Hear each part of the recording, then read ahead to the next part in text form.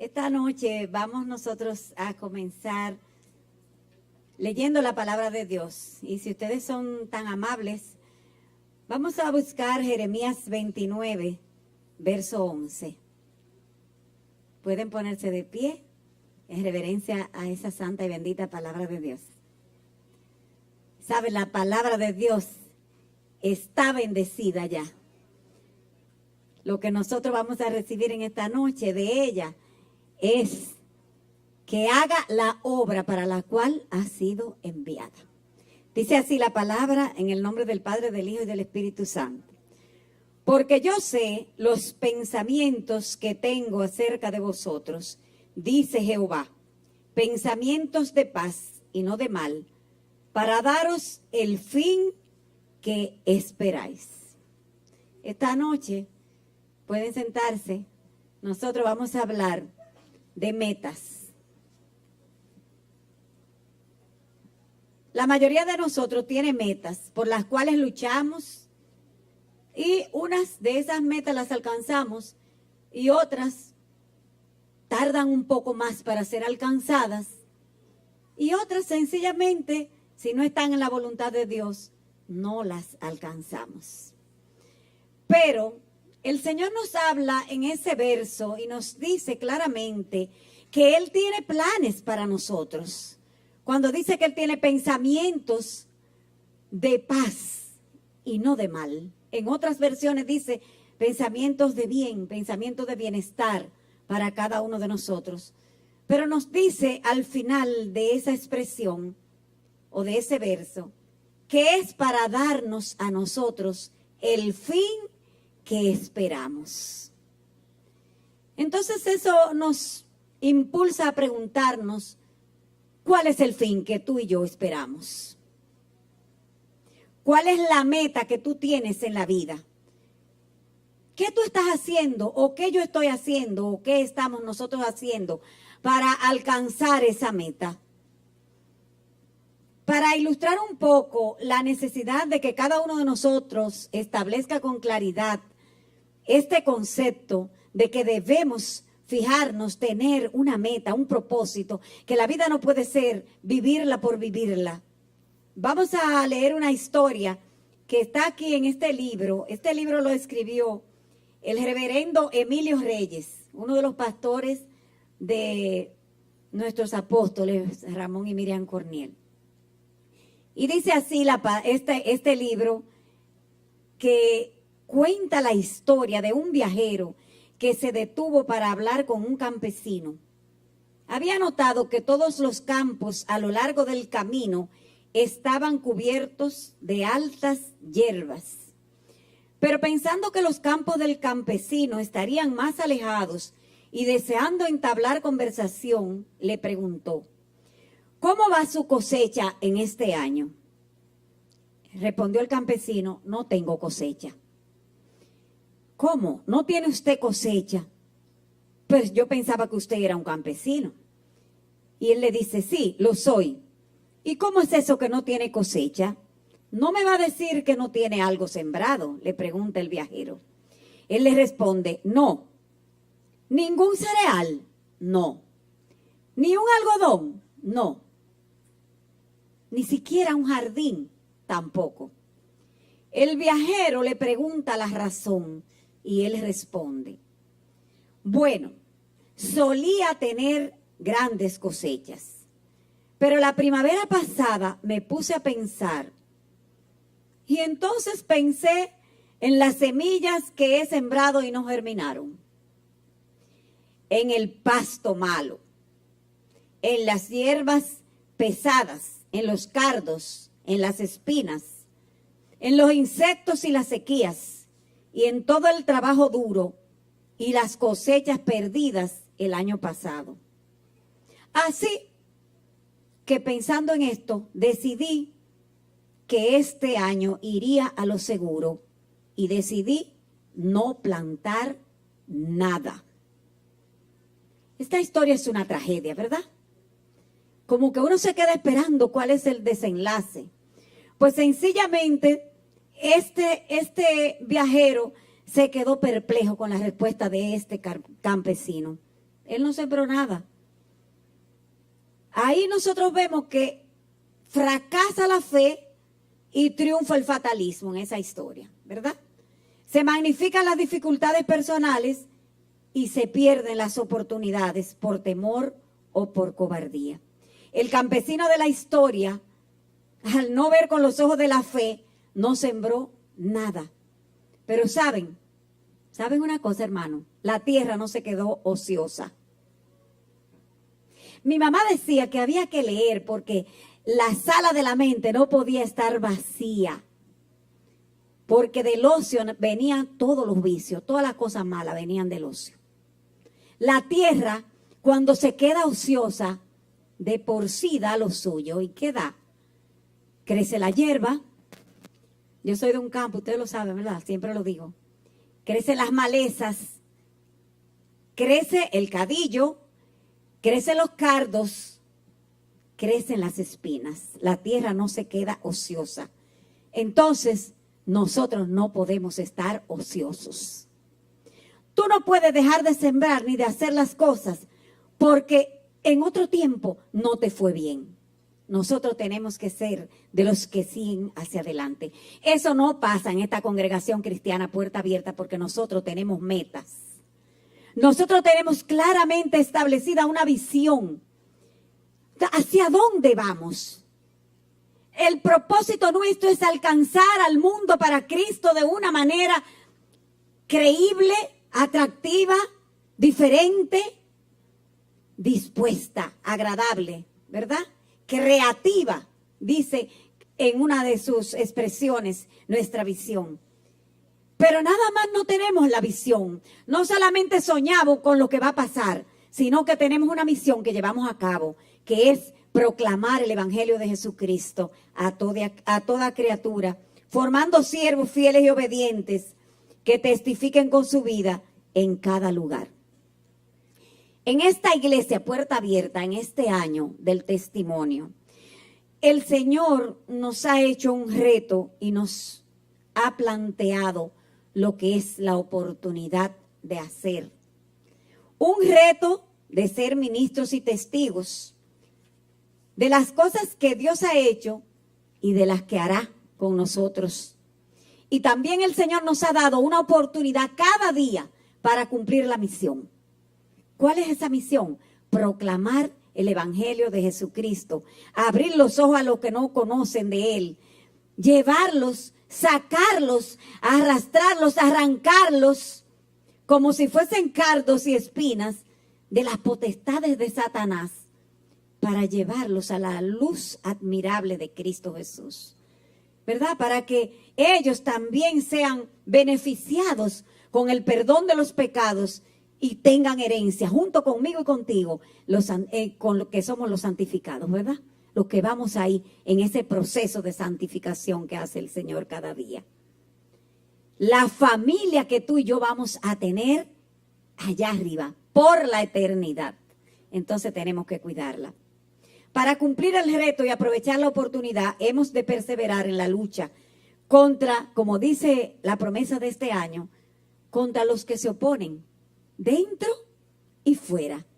Pero recuerden, hermanos, que nuestra lucha no es contra carne ni sangre, ni tampoco las armas con las que nosotros luchamos son armas normales. Las armas de nuestra milicia no son carnales, son poderosas en Dios para la destrucción de fortalezas. Entonces, hay que perseverar, pero también hay que orar mucho. Hermano, no nos podemos cansar. Como decía la hermana Iselsa, no es el ministerio de oración que le corresponde, es a todos nosotros. En otro sentido, tenemos otra meta. Este año nosotros tenemos la meta de expandirnos. La meta de la expansión que no se limita, hermano. Fíjense bien, cuando el Señor habla de expansión, hay incluso teorías de que el universo se formó en base a una gran expansión. ¿Verdad? Que cuando esa palabra de Dios fue dada, se separaron la luz de las tinieblas. Y el Señor nos ha mandado a expandirnos. no solamente significa comprar ese local de ahí al lado. La expansión tiene que ver con crecimiento. Porque ¿para qué vamos a comprar el espacio del lado si no vamos a crecer? La expansión tiene que ver con crecimiento en calidad, pero también en cantidad.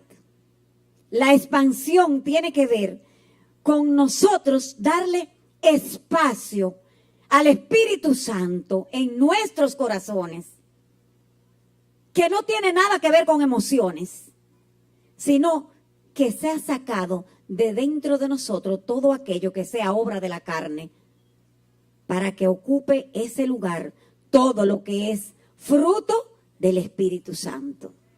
Eso no tiene nada que ver con emociones. Si usted busca en el libro de Gálatas, el capítulo 5, y los versos del 19 en adelante, usted va a ver que hay una cantidad de cosas que se llaman fruto de la carne, que no la queremos, ni queremos que tengan espacio aquí. Nosotros estamos esperando la expansión del fruto del Espíritu en cada uno de nosotros. La expansión que va a manifestarse en un avivamiento en ti y en mí. El deseo de trabajar, de hacer la obra del Señor, de conocer a Jesucristo tal cual es. Eso vamos a hacerlo, hermano. Lo vamos a lograr, porque cuando el Espíritu Santo se expande en nosotros, se lleva toda altivez y todo argumento que se levanta en contra del conocimiento de Dios en nuestra iglesia, pero también en nuestra familia, en nuestra vida, en nuestro país y en todo lugar. El conocimiento de Dios se expande, y dice la palabra en Habacuc, que completa una de las promesas que han sido dadas a nuestra iglesia, que cubre la tierra, cubrirá la tierra ese conocimiento como las aguas cubren la mar. El Señor nos lo ha dicho. Él dice que quiere darnos el fin que esperamos. Entonces es cuestión de nosotros analizarnos y ver cuál es el fin que verdaderamente esperamos. ¿Cuál es el propósito? ¿Por qué tú estás aquí? ¿Vienes aquí simplemente para escuchar palabras, para ver si el aire está bueno o no está bueno, para pasar por este lado o pasar por el otro? ¿O vienes aquí con el objetivo de conocer a Jesucristo y de alcanzar la vida eterna? Tenemos que analizarnos, hermanos, porque esto no es cuestión colectiva, esto es una cuestión individual, de tu trato con el Señor de manera personal. Es cuestión de proseguir a la meta, cada uno de manera individual, pero unidos. Pero unidos como lo que somos, el cuerpo de Cristo. Caminando el miércoles en la madrugada, Casilda venía conmigo y comentábamos eso, que Dios nos hizo tan diferentes unos de otros. Y ella decía, sí, somos totalmente diferentes. Entonces yo le decía, pero hay una sola cosa que nos une, que es la sangre de Cristo. Entonces, Él nos hizo diferentes porque somos un cuerpo, porque lo que es mano no puede ser pie, y lo que es pie no puede ser cabello. Cada quien de nosotros tiene su función, su propósito en esta su casa. La palabra de Dios nos habla del apóstol Pablo, un hombre que es un ejemplo a quien imitar, porque él imitaba a Cristo, apuntaba a Cristo, señalaba hacia Cristo. Hay muchos de estos hombres, podríamos decir que casi todos los personajes que menciona la Biblia, desde el Antiguo Testamento señalaban a Cristo. Pablo tenía claro que debía perseguir el propósito de Dios para su vida hasta que él lograra alcanzarlo. Y vamos a ver eso en Filipenses 3, del 7 al 14. Es un poco larga la cita, pero vamos a leerla, porque es importante que esta palabra de Dios nosotros la expresemos, la escuchemos y la asimilemos. Y dice así: pero cuántas cosas eran para mí ganancia, las he estimado como pérdida por amor de Cristo.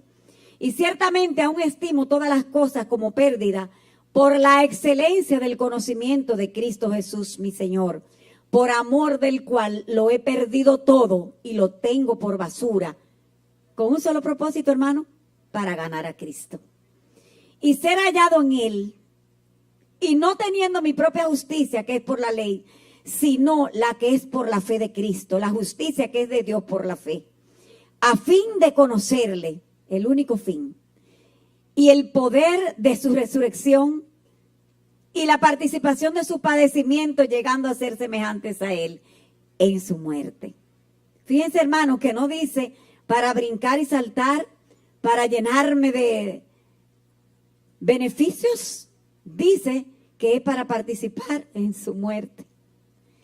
Dice, y si en alguna manera llegase a la resurrección de entre los muertos, no que lo haya alcanzado ya, ni que ya sea perfecto, sino que prosigo para ver si logro hacer aquello para lo cual fui también asido por Cristo Jesús, porque el Señor te sacó a ti y a mí del lodo cenagoso para algo. Él nos asió a nosotros. Hermanos, yo mismo no pretendo haberlo ya alcanzado, pero una cosa hago, olvidando ciertamente lo que queda atrás y extendiéndome a lo que está delante, prosigo a la meta, al premio del supremo llamamiento de Dios en Cristo Jesús. Esto nos describe la enseñanza que queremos dejar en esta noche. Esos primeros versos nos muestran que Pablo admite que su anterior vida religiosa, ustedes saben que Pablo fue, una persona culta, una persona preparada, era fariseo de fariseos. Él en esa misma carta de los Filipenses habla de todo lo que él era, de la tribu de Benjamín, fariseo de fariseos, y comienza a decir por ahí todas esas cosas, y en otras partes de la palabra también lo menciona. Pero él admite que su anterior vida religiosa, sus esquemas mentales, su currículum completo y todo su linaje, aleluya, lo podía dar por basura. Porque luego de que él se convierte, de su conversión, de modo que la meta de su vida cambia. Después que él se convierte, la meta de su vida cambia. Después que tú y yo nos convertimos, hermano, nuestra meta tiene que cambiar. Nuestra meta no puede ser el reconocimiento terrenal. Nuestra meta no puede ser lo que logremos alcanzar aquí. Los estudios que podamos hacer, que sí son buenos, todo eso es necesario. Pero no es lo más importante. Entonces, él todo eso lo cambia. Es algo como paradójico, ¿verdad? Que siendo él una persona a quien le daban cartas para moverse de un país a otro, de un pueblo a otro, Pablo era de los que iba al Areópago a hablar con esos grandes filósofos griegos. Y ahí no entraba todo el mundo. Ahí entraba aquel personaje que podía discernir y disertar sobre un tema de manera incansable por horas. Y él iba ahí a ese lugar. Entonces Pablo no era cualquier persona.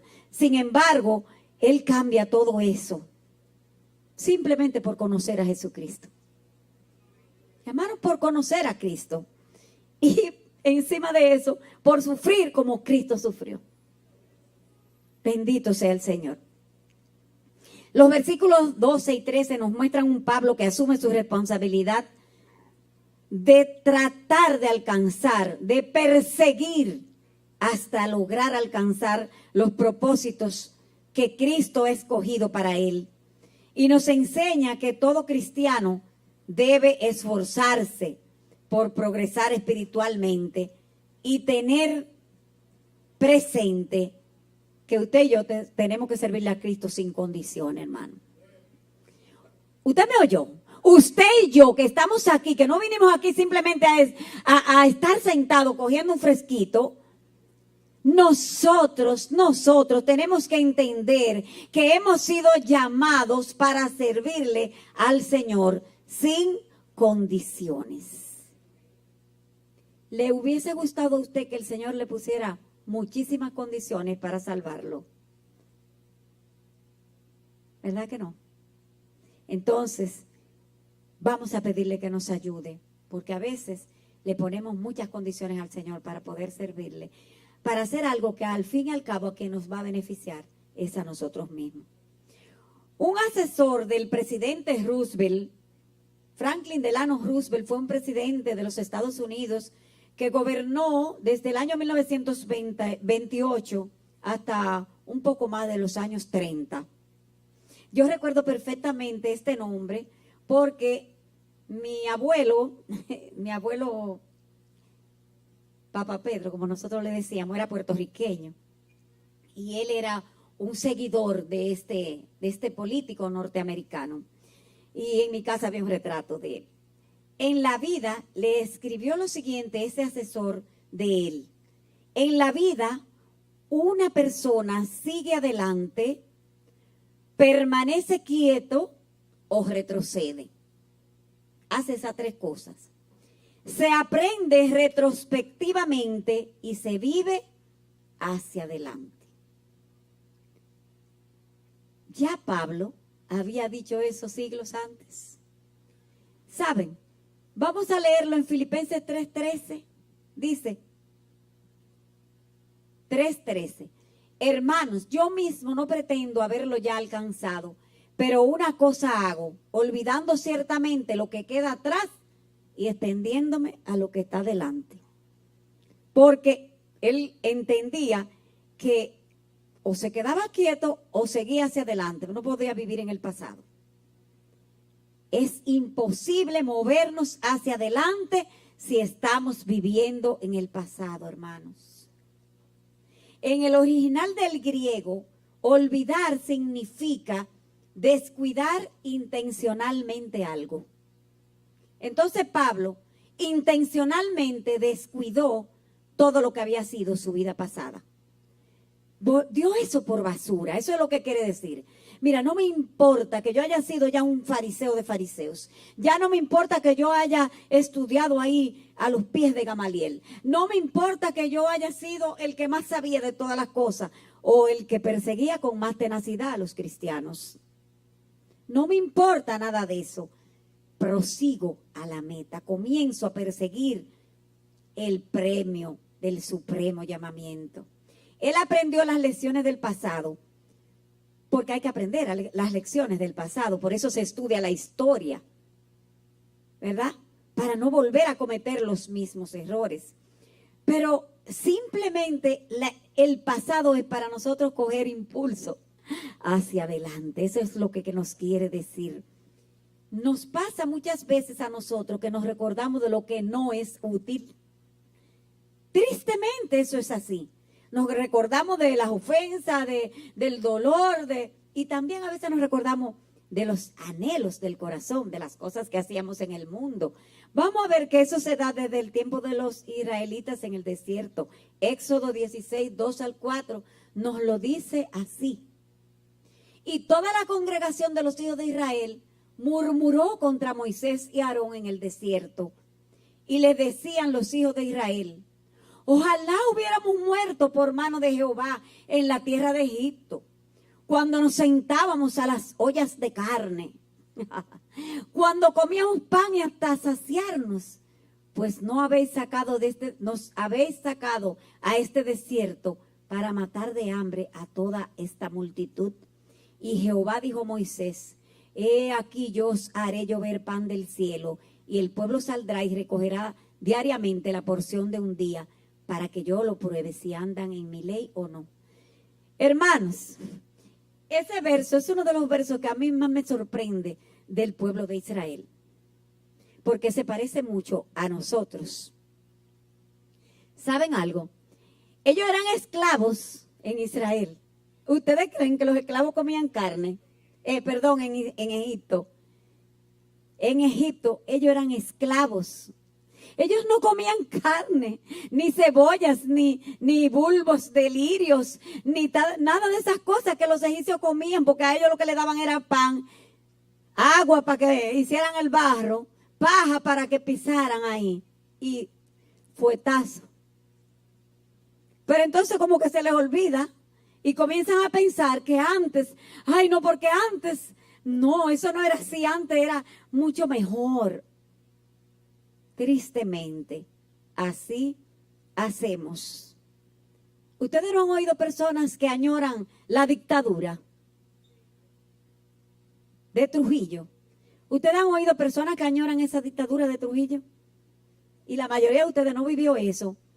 Pero yo tenía como 12 años cuando decapitaron al tirano. Pero yo antes de ahí sí recuerdo perfectamente la gente escuchando un radito, una emisora de Cuba para poder saber las noticias que ocurrían en el mundo. Y escuchar que se llevaron a fulano y que no volvió a aparecer. Ven, pero hay gente que hace así, como los israelitas que añoraban lo de Egipto, tristemente. El mismo Jesús nos enseña a nosotros el concepto de que debemos seguir hacia adelante sin volver atrás. Y en Lucas 9:62, Él da incluso eso como uno de los requisitos para que nosotros entremos al reino de los cielos. O como uno de los requisitos del reino de los cielos, dice. Y Jesús le dijo, ninguno que poniendo su mano en el arado mira hacia atrás es apto para el reino de los cielos. Si empezamos a mirar hacia atrás y no avanzamos, hermano, usted no va a entrar al reino de los cielos, lo lamento, pero eso lo dijo, no lo estoy diciendo yo, lo dijo el mismo Jesús. Bendito sea el Señor. El arado es símbolo del servicio. El Señor nos manda a mirar solo al frente, a caminar recto sin torcer el surco, porque cuando los bueyes van arando, los bueyes no miran ni a derecha ni a izquierda, los bueyes van arando, caminando hacia adelante. Y cuando no quieren caminar mucho, le dan su fuetazo para que caminen. Así es. ¿Sabe? Cuando nosotros miramos mucho de las cosas del pasado y no proseguimos hacia la meta, entonces hacemos mentira o desmentimos lo que dice la palabra de Dios en Lamentaciones 3:23. Vamos a ver qué dice ahí. Nuevas son cada mañana, grande es tu fidelidad, refiriéndose a la misericordia de Dios. Es nueva cada mañana. Entonces, si la misericordia de mañana es nueva, es buena, es grande, viene de Dios, vamos a vivir la de hoy, a esperar la de mañana y así, sin ya volver otra vez para atrás, porque cada día dice la palabra que Dios nos lleva de gloria en gloria y de poder en poder. Ahora tienes que dejarte llevar, hermano. Tienes que dejarte llevar. Dice en el verso 13, habla de expansión también, va hacia la meta. Esta determinación es necesaria en cada uno de nosotros. Mirar hacia adelante, no importando los obstáculos, con perseverancia, sin quejas, sin enojos, puesto nuestros ojos en Jesús. Donde quiera la palabra dice lo mismo. Aquí nos dice que nosotros debemos seguir hacia adelante, pero poniendo nuestros ojos en Jesucristo. Porque, hermano, donde quiera que usted ponga sus ojos que no sea Jesucristo, usted va a encontrar fallo. Lamentablemente, esa es la verdad. Es proseguir a la meta que se había fijado de conocer. Pablo dice que va a proseguir a la meta que él se había fijado de conocer al Señor, de participar en su resurrección, de participar en sus padecimientos. Y cuando alcanza esa meta, entonces que él considera suyo el premio. Pero todavía él no lo había alcanzado. Él dice, pero yo no estoy diciendo que lo he alcanzado ya. Muchos de nosotros, ninguno de nosotros lo ha alcanzado ya. Algunos, los que ya están en la presencia del Señor, alcanzaron ese premio. Pablo había encontrado, como tú y como yo, alguien por quien valía la pena vivir. Hermanos, vale la pena vivir por Jesucristo, vale la pena.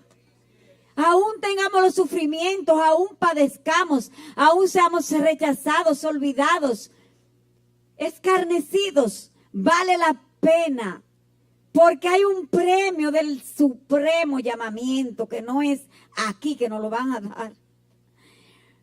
El premio celestial del supremo llamamiento es el llamado a ser como Cristo, a estar en Cristo, Y esto incluye la esperanza más grande que puede tener un cristiano, que de ver al Señor cara a cara y de vivir con Él por toda la eternidad. ¿Esperas eso, hermano? El Señor dice que nos dará el fin que esperamos. Entonces, si tú estás esperando ver a Jesucristo, convierte eso en tu meta más grande, más importante, que toda tu prioridad se concentre ahí. Olvídate de todo lo demás. En adelante, más adelante, los versos del 15 en adelante, la palabra nos insta a nosotros a sentir lo mismo que sentía Pablo, a seguir las reglas. Cuando dice a los que somos perfectos, se refiere a los cristianos maduros. Vamos a ver ese verso 15, por favor. Dice, así que todos los que somos perfectos, eso mismo sintamos. Y si otra cosa sentís, esto también os lo revelará Dios. ¿Saben? Pero buscando otras versiones e investigando, cuando Pablo dice a los que somos perfectos, tú y yo no somos perfectos, ¿verdad que no? En nuestra consideración, a nuestro juicio. Pero sabes, para Dios, que ve el final de la historia, sí somos perfectos. Porque Él nos ve a través de la llaga de su Hijo. Nos ve como Él nos quiere ver a nosotros. Entonces, dice también que se refiere a los cristianos maduros en la fe, cuyo nivel de crecimiento espiritual y estabilidad están cimentadas en la roca que es Cristo, y no los deja ser movidos o arrastrados por cualquier viento de doctrina. Se refiere a los que ejercitan el grado de madurez que poseen y jamás confunden la soberbia de alcanzar lo que desea su espíritu natural con la perseverancia de alcanzar su propósito en Dios. Porque a veces el espíritu natural nuestro se quiere imponer al Espíritu Santo. No porque es eso lo que yo quiero, no porque es por ahí que yo voy, no porque si no me ponen en esto yo no hago ningún trabajo, no porque ya no puedo estar aquí y no quiero estar aquí. Entonces el espíritu natural nuestro ahí se está sobreponiendo al Espíritu Santo. ¿Y sabe lo que pasa con eso? Que el que sale perdiendo eres tú. Porque, hermano, el Espíritu Santo es Dios. Está por encima de todo. Y muchas veces nosotros lo usamos queriendo decir que estamos actuando en su nombre. Y ahí lo que está actuando es la soberbia. Y cuando la soberbia y la terquedad se juntan, entonces viene la obstinación. Y la obstinación es un pecado tan terrible como la idolatría. Dice la palabra de Dios. Como pecado de idolatría es la obstinación. Cuando tú te obstinas o te ensañas en hacer algo porque por ahí es que tú, aunque tú sepas que eso no está bien, tú sigues por ahí, por ahí, por ahí. Dice la palabra de Dios que eso es idolatría. El pecado más abominable para el Señor es la idolatría. Cuidado con la soberbia unida a la terquedad, porque llevan al ser humano a la destrucción. Mejor es que nos humillemos, porque la humillación nos hace dependientes de Dios. Cuando reconocemos que nosotros no podemos, cuando reconocemos que yo no tengo ningún derecho, cuando reconozco que doy todo lo que he aprendido y lo que sé y lo que soy por basura, entonces ahí yo me hago dependiente del Señor. Me hago débil y dice que su poder se perfecciona en esa debilidad. Hermanos, a estas cosas que hemos hablado, de alcanzar el propósito al cual hemos sido llamados, nosotros tenemos que incluir el desarrollo de virtudes durante nuestra vida. Las virtudes que son aquellas cosas que nos hacen parecer y ser cristianos maduros. Fíjense que dije parecer y ser, porque a veces se parece, pero no se es. Ante cual la primera dificultad ya inmediatamente exploto. Entonces, hay muchas cosas que a veces parecen sencillas, como son la diligencia, como son la puntualidad, la obediencia, la sumisión, la fidelidad, el respeto a las normas y las responsabilidades que tú tienes como cristiano. En tu vida personal, en tu casa y en tu iglesia. Esta iglesia es el cuerpo de Cristo y tú eres parte de ese cuerpo. Tú y yo somos parte de ese cuerpo. Jesús depositó en sus discípulos autoridad y poder, aún sabiendo que eran imperfectos, múltiples imperfecciones. Pero ¿saben una cosa? Entre esos 12, él tenía un círculo más estrecho. Tenía un círculo más estrecho. Él eligió 12. De entre muchísima gente que lo seguía, eligió 12. Y de esos 12 todavía un círculo más estrecho. Y todos ellos crecieron, unos en mayor medida que en otros. Porque hay muchos de esos 12 que usted no lo ha vuelto a mencionar más nunca. En la palabra no se vuelven a mencionar sus nombres más. ¿Crecieron? No lo sabemos. ¿Hicieron el trabajo? Tampoco lo sabemos. Porque la palabra de Dios no lo especifica. Ahora lo que sí nosotros sabemos es que todos ellos creyeron en Jesús. Lo buscaron, lo conocieron y prosiguieron a la meta. Yo creo que la alcanzaron. Hermano de Puerta Abierta, esta noche el Señor nos dice varias cosas. Nos dice, primero, que creamos. Cree. El hombre de la siembra aquella que no quiso sembrar es porque él no creyó. Él dijo, ¿para qué me voy a poner a sembrar? Ahí van a haber semillas que no van a germinar. Ahí va a haber matas que no se van a dar. Ahí no va a crecer nada. Hermano, cree que cuando tú le das la palabra a uno de tus hermanos, de tus primos, de tus tíos, esa palabra va a ser la obra para la cual ha sido enviada, porque no eres tú que va a hacer la obra. La obra la hace el Señor. Lo segundo es decirte que avances. Hermano de Puerta Abierta, avanza, no te quedes en el pasado, no te quedes quieto. Recuérdate que las personas o se quedan atrás o quietos o avanzan. Todo el mundo lo que quiere es avanzar. Eso es lo que el Señor quiere, que avancemos, que seamos parte de la expansión, que ensanchemos el sitio de nuestra tienda, que extendamos nuestras estacas, que no seamos escasos. Si tú tienes esa salvación tan grande, no seas mezquino, no te quedes con eso, dáselo a otros. Hay muchas maneras de llevar la palabra de Dios.